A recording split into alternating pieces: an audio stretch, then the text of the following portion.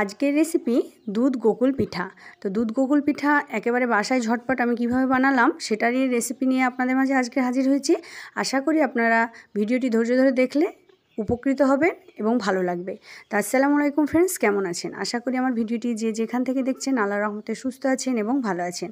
আলহামদুলিল্লাহ আমরাও ভালো আছি। তো এসেছে আর কিচেন অ্যান্ড ব্লগ চ্যানেলে নতুন একটি রেসিপি দেখার জন্য সবাইকে স্বাগত জানাচ্ছি।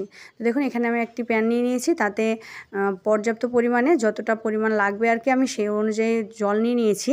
এখানে আমি একটি কথা বলতে চাই টিপসের, সেটা হচ্ছে যতটা ময়দা নেবেন আর কি সেই পরিমাণে জল নেবেন, সেম জল নেবেন, তাহলে পারফেক্টলি আপনাদের ডোটা তৈরি হয়ে যাবে।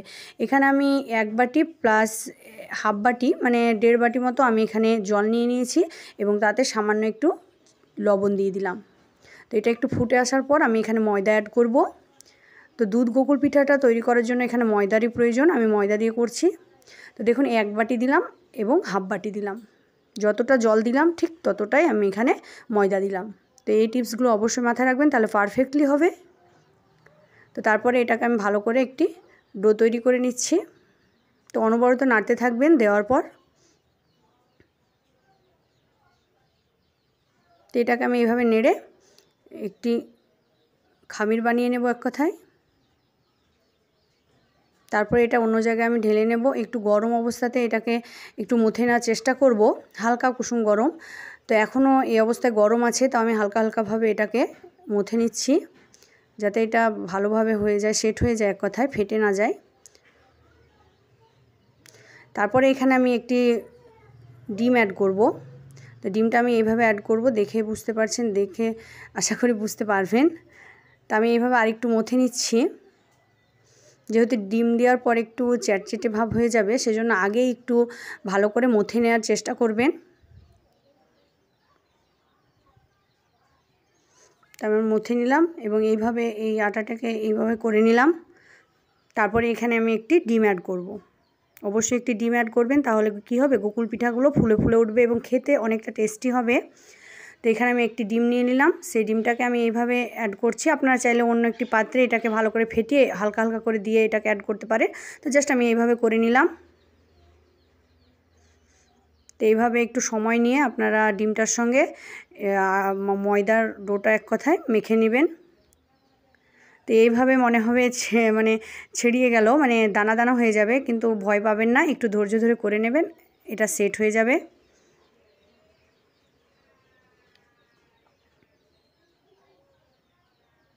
তো এইভাবে হাতে চিটচিটা হয়ে লেগে যাওয়ার সম্ভাবনা থাকবে, যেহেতু ডিমটা দেওয়ার পর মনে হবে এটার মনে হয় আর ডোটা হবে না সঠিকভাবে, মানে জমা লাগবে না এক কথায়। আপনারা আশা করি বুঝতে পারছেন, দেখুন আমার হাতের অবস্থা দেখলে বুঝতে পারবেন কিভাবে লেগেছে।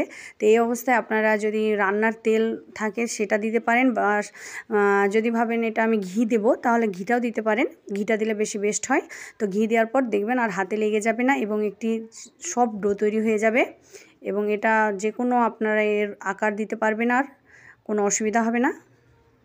তো আশা করি বুঝতে পারছেন আমার কথাগুলো। তো দেখুন এখন দেখে বুঝতে পারছেন কতটা সুন্দর হয়ে গেছে আমার ডোটি।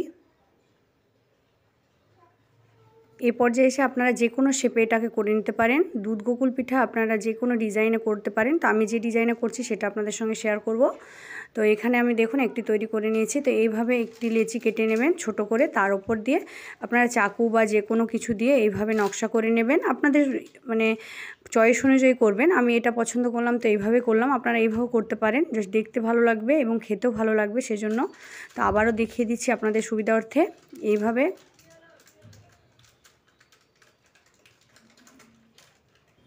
এটা যে কোনো শেপ দিতে পারেন আপনারা, অসুবিধা হবে না। যেহেতু আমরা এটাকে ভালো করে সফট একটি ডো তৈরি করে নিয়েছি, সেহেতু ফাটার সম্ভাবনা থাকবে না, যে এটা ফেটে যাবে বা এটার আকার দিতে পারবো না, সেটা কোনো ব্যাপার না। আপনারা যে কোনো শেপে বা যে কোনো আকারে এটা করে নিতে পারেন। তো আমি এইভাবে সবগুলো করে নেব। তো দেখে বুঝতে পারছেন কতটা সুন্দর লাগছে দেখে। তো প্রত্যেকটা আমি এইভাবে ঝটপট বানিয়ে নেব।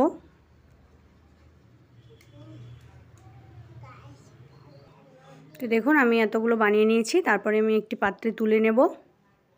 তো যেহেতু এটা দুধ গোকুল পিঠা, তো দুধ গোকুল পিঠার জন্য তো অবশ্যই দুধের প্রয়োজন। তো আমি দুধটাকে ভালো করে জাল দিয়ে নিয়েছি আগে থেকেই। তো আরেকটু আমি এখানে জাল দিয়ে নেব। অবশ্যই আপনারা যদি 1 লিটার দুধ নিয়ে থাকেন তাহলে ওটাকে জাল করে প্রায় 600 মতো করে নেবেন, তাহলে এই পিঠাটা খেতে ভালো লাগবে। তো আমি আগে থেকে যেহেতু এটা জাল করে রেখেছিলাম, তবুও এখানে আমি চিনি বা কোনো মশলা অ্যাড করিনি, সেক্ষেত্রে আমি আবারও দুধটা দিয়ে দেব। তো এখানে আমি দুধটা নিয়ে নিয়েছি। তো এখন এটা 1 লিটার দুধ পরিমাণে চলে এসেছে 600 মতো। তো তারপর এখানে আমি কিছু এলাচ ও লং এবং দারচিনি দিয়ে দিচ্ছি। তো আপনারা চাইলে এখানে এলাচ গুঁড়ো করে দিতে পারেন, এটা ফ্লেভারের জন্য দিলাম এবং খেতে ভালো লাগবে। পরবর্তীতে আপনারা এই মশলাগুলো তুলে নিতে পারেন। তারপর এটাকে আমি কিছুক্ষণ নাড়াচাড়া করব এবং এখানে চিনি অ্যাড করব। চিনি অ্যাড করে এটাকে আরও কিছুক্ষণ নাড়াচাড়া, যেহেতু চিনি অ্যাড করলে একটু জল বেরোবে, সেক্ষেত্রে ওই জলটি তো আমাদের মানে শুকিয়ে কম করে নিতে হবে এক কথায়। এখানে আমি চিনি অ্যাড করলাম প্রায় 1 কাপ মতো। মিষ্টিটা অবশ্যই আপনাদের স্বাদ অনুযায়ী করে নেবেন, যে যেরকম মিষ্টি খেতে চান সেইভাবে চিনিটা অ্যাড করবেন। তো এখানে সামান্য একটু লবণ অ্যাড করবেন, তাহলে এর ব্যালেন্সটা অনেকটা ঠিক থাকবে এবং খেতে ভালো লাগে। যে কোনো মিষ্টি জিনিসে একটু হলেও লবণ দিলে তার টেস্টটা অনেকটা বেড়ে যায়।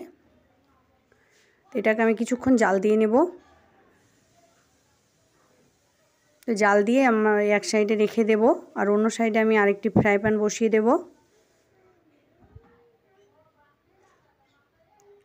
যেহেতু গোকুল পিঠাগুলো একটু সামান্য ভাজতে হবে, সেক্ষেত্রে অবশ্যই দুধটা অবশ্য গরম রাখবেন, গরম অবস্থাতেই ভেজে ওই দুধে দিয়ে দিবেন।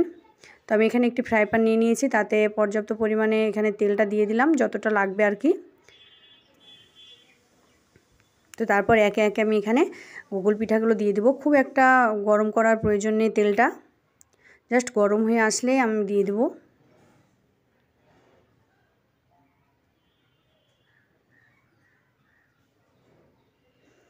একটু গরম হয়ে এসেছে, আমি একে একে সব পিঠাগুলো দিয়ে দিব।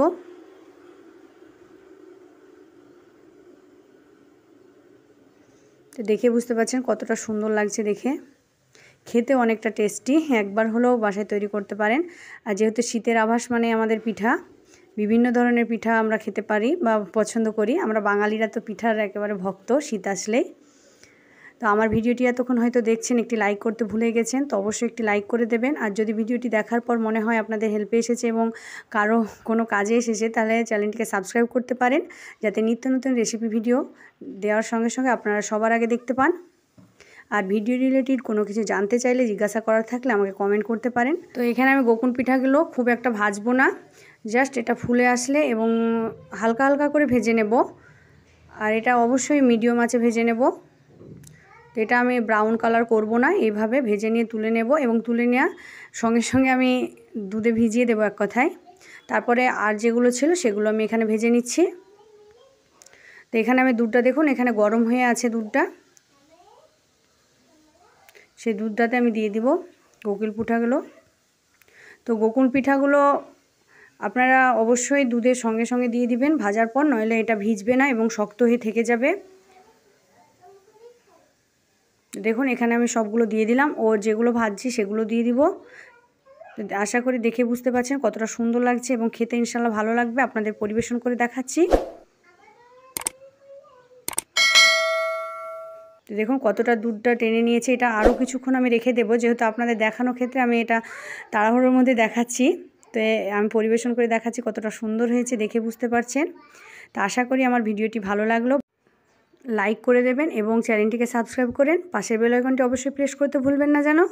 তো দেখুন মাশাআল্লাহ কতটা সুন্দর হয়েছে, খেতে অনেকটা টেস্টি। আমার বাচ্চারা তো একেবারে খুব পছন্দ করেছে এবং খেয়েছে, নিমিষেই খেয়ে নিয়েছে। তো অবশ্যই বড় ছোট সবাই পছন্দ করবে, একবার হলো বাসায় ট্রাই করতে পারেন এই রেসিপিটি।